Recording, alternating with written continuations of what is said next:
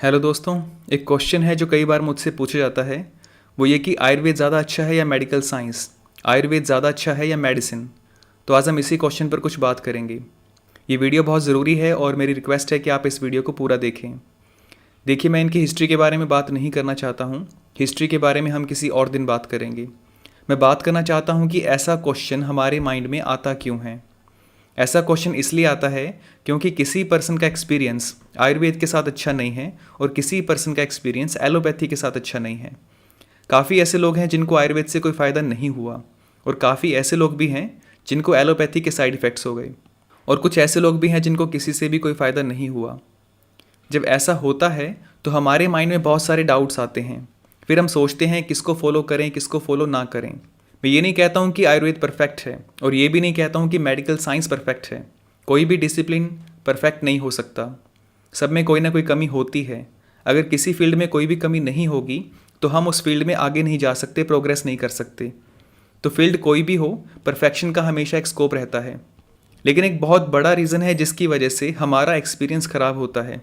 उस रीज़न की वजह से आयुर्वेद हो, एलोपैथी हो, डाइटरी सप्लीमेंट्स हो या कोई भी फील्ड हो, हमारा एक्सपीरियंस इतना अच्छा नहीं हो पाता। जैसे रिजल्ट्स की हम उम्मीद करते हैं वैसे रिजल्ट्स हमें नहीं मिल पाते।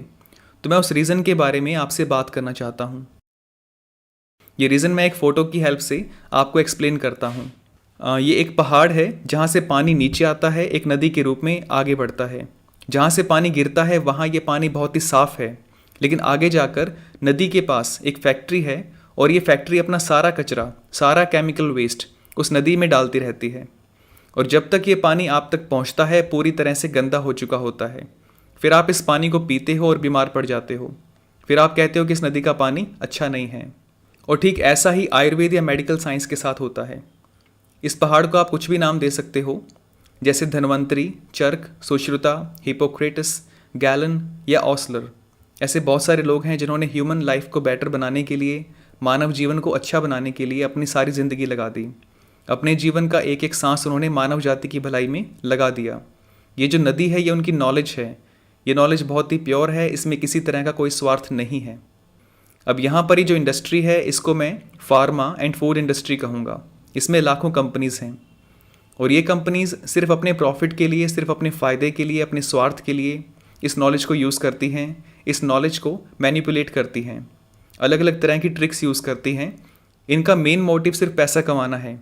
मैं सभी कंपनीज़ की बात नहीं कर रहा हूँ। कुछ कंपनीज़ अच्छी भी हो सकती हैं और ऐसी बहुत सारी कंपनीज़ हैं जो बहुत अच्छी हैं, बहुत अच्छा काम कर रही हैं। लेकिन ज़्यादातर कंपनीज़ ऐसी हैं जो बहुत बुरे काम कर रही हैं। ये कंपनीज़ उस नॉलेज को कुछ अलग तरह से आपके सामने पेश करती है और आप उनके जाल में फंस जाते हो। ये कंपनीज़ प्रोडक्ट्स तैयार करती है, उनको सेल करने के लिए जो भी पॉसिबल मेथड्स हो सकते हैं वो सब यूज़ करती है। क्लिनिकल रिसर्चर्स को पैसे देती है, एडवर्टाइजमेंट्स पर पैसा खर्च करती है, मैगजीन्स हों, बुक्स हों या वेबसाइट्स हों, सबको पैसे देती है।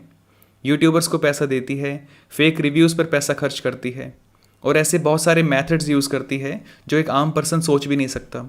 इन कंपनीज़ का मार्केटिंग सिस्टम इतना ज़्यादा सटल एंड इफ़ेक्टिव होता है कि हमें पता ही नहीं चलता कि हमारा ब्रेन वॉश हो रहा है। मैं सभी प्रोडक्ट्स की बात कर रहा हूँ, चाहे वो हर्बल प्रोडक्ट्स हैं, डाइटरी सप्लीमेंट्स हैं, मेडिसिन हैं या रूटीन में खाने वाली चीज़ें हैं।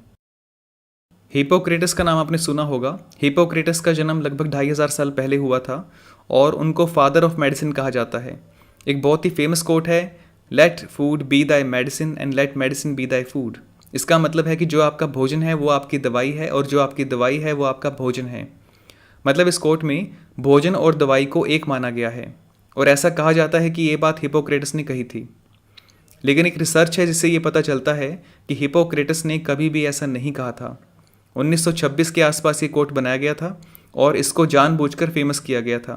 हिपोक्रेटस का न्यूट्रिशन में ज़्यादा विश्वास था, मेडिसिन में नहीं। और वो जो रिसर्च है उसका लिंक मैंने डिस्क्रिप्शन में दे दिया है, आप वहाँ पर देख सकते हैं। हिपोक्रेटस का एक कोट है, I will apply dietetic and lifestyle measures to help the sick to my best ability and judgement. यहाँ डाइटेटिक का मीनिंग है डाइट और न्यूट्रिशन और लाइफस्टाइल का मीनिंग है जीवन शैली, जिसमें एक्सरसाइज भी शामिल है। और हिपोक्रेटस ने यह भी कहा था, इन food excellent medicine can be found. मतलब आपका जो भोजन है वो आपकी मेडिसिन की तरह काम कर सकता है। मतलब जिस पर्सन को फादर ऑफ मेडिसिन कहा जाता है उस पर्सन ने भी डाइट और एक्सरसाइज पर जोर दिया, मेडिसिन पर नहीं। लेकिन अब जो इंडस्ट्रीज़ चल रही हैं वो सिर्फ मेडिसिन पर जोर दे रही हैं। वो कहती हैं कि जो मेडिसिन है वही आपका भोजन है, वही आपका खाना है। अब जो इंडस्ट्रीज़ हैं उनका मेन मोटिव ये है कि आप जो भी नेचुरल फूड खाते हैं उसको धीरे धीरे केमिकल्स के साथ बदल दिया जाए, चाहे वो आपका ब्रेकफास्ट है, डाइटरी सप्लीमेंट्स है या मेडिसिन हैं। मेरे पास इन कंपनीज़ के अगेंस्ट ऐसे एविडेंस हैं जिनको देखने के बाद आपको ये पता चलेगा कि ये जो बड़े बड़े ब्रांड्स हैं जिनको आप बहुत अच्छा मानते हैं, जिनकी गुडविल बहुत ज़्यादा है, उनके हाथ लाखों बच्चों के खून से सने हुए हैं। इन कंपनीज़ के लालच की वजह से लाखों करोड़ों लोगों को अपनी जान गंवानी पड़ी। जो लोग मुझे जानते हैं वो ये भी जानते हैं कि मैं बिना किसी बेस के कोई बात नहीं बोलता हूँ।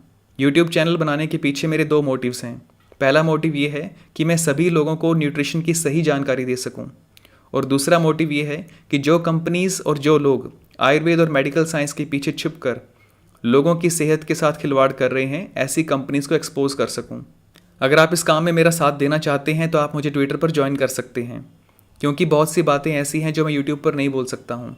इस वीडियो में मैं आपको सिर्फ ये मैसेज देना चाहता हूँ कि आयुर्वेद और मेडिकल साइंस पर डाउट मत कीजिए, ये अपने आप में बहुत अच्छे हैं। हमें बस ये कचरा साफ़ करना है जो इन कंपनीज़ ने फैला रखा है या कुछ लोगों ने फैला रखा है, और ये कचरा साफ़ करने के लिए जितना मैं कोशिश कर सकता हूँ उतनी मैं कोशिश करूँगा। और आपसे रिक्वेस्ट है कि आप भी कोशिश कीजिए। काम बहुत ज़्यादा है और टाइम बहुत कम है, इसलिए अब से हर हफ्ते आपको एक न्यू वीडियो अपलोड करूँगा। इस वीडियो में इतना ही। Thank you so much for watching this video.